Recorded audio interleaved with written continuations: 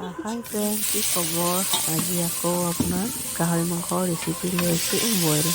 আৰু পোনপ্ৰথমতে গাহৰি মাংসটো মই এনেকুৱা বইল কৰি লৈছোঁ। বইল কৰি এইটো আপোনাৰ নিমখ দি মই অলপ খৰ মৰাই লৈছোঁ। যিহেতু মাংসটো বহুত তেল আছে গাহৰি মাংস, সেইকাৰণে ইয়াত তেল যিহেতু দিয়া নাই। আৰু যিহেতু বইল খাম, বইলটো বনাইছোঁ। আৰু ৰেচিপিটো আপোনালোকে ট্ৰাই কৰি চাব, কিন্তু বহুত টেষ্টি লাগে, একদম খাই বহুত ভাল লাগিছে।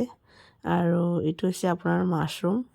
তাত যিহেতু গাহৰি মাংসত আপোনাৰ মাছৰুম আৰু গাজৰ আৰু ওলকবি যিহেতু দিম, বইল বনাম যিহেতু, এইটো দেখিছে মাছৰুমটো ধুই লৈছোঁ। আৰু গাজৰটো আপোনাৰ ঠিক নিজৰ ইচ্ছামতে কাটি ল'ব পাৰে।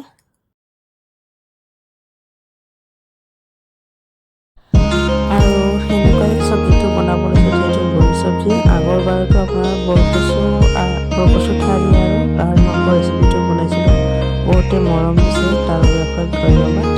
আৰু সেইকাৰণে আজিও লৈছোঁ বইল চব্জি, যিহেতু গাহৰি মাংস, মাছৰুম আৰু গাজৰ ওলকবি দি কিনে যিহেতু মই বইল চব্জি বনাব লৈছোঁ। আৰু ৰেচিপিটো আপোনালোকৰ লগত শ্বেয়াৰ কৰিম বুলি ভাবিলোঁ।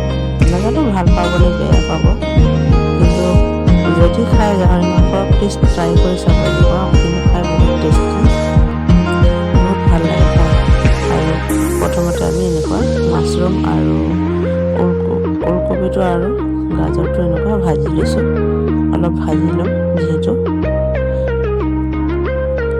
পিছতকৈ আপোনাৰ পানী দিয়া হ'ব, যিহেতু অলপমান ভাজি লৈছোঁ মাছৰুমটোৰ লগত। ধুনীয়াকৈ কিন্তু খাই বহুত টেষ্টি। আৰু যদি পোনপ্ৰথমত মোৰ ইউটিউব চেনেলটো চাই আছে, প্লিজ ছাবস্ক্ৰাইব কৰি দিব নাপাহৰিব। আৰু ফেচবুকত চাই আছে যদি প্লিজ ফ'ল' কৰি দিব। আৰু দেখিছে এইটো অলপ ভাজি লৈছোঁ, যিহেতু মাছৰুমটো আৰু ওলকবি গাজৰ দি প্ৰথমতে ভাজি ল'ম। ভালকৈ ভাজি দিছোঁ। আৰু পানী অলপকৈ দি দিছোঁ, পানী দিলে যিহেতু সিজিব লাগিব। আৰু মই প্ৰথমতে গাহৰি মাংসটো বইল কৰি লৈছিলোঁ। আৰু দেখিছে আপোনাৰ ধুনীয়াকৈ ভাজি ল'লোঁ।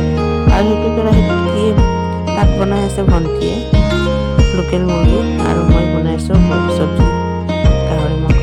আৰু গৰম পানীটো অলপ দি দিছে ইয়াতে, যিহেতু পানী দি পেলাই সেনেকুৱা ঢাকন মাৰি থৈ দিছোঁ।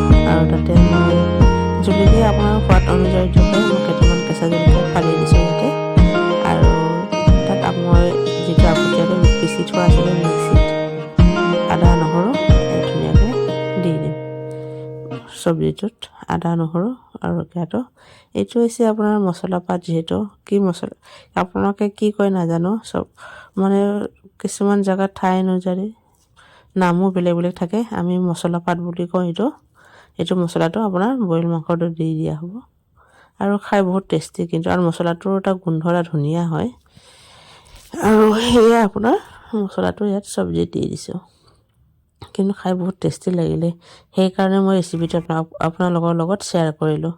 আৰু চাই ভাল লাগিছে যদি লাইক, কমেণ্ট, শ্বেয়াৰ, ছাবস্ক্ৰাইব কৰি দিব। এতিয়া মই টেষ্ট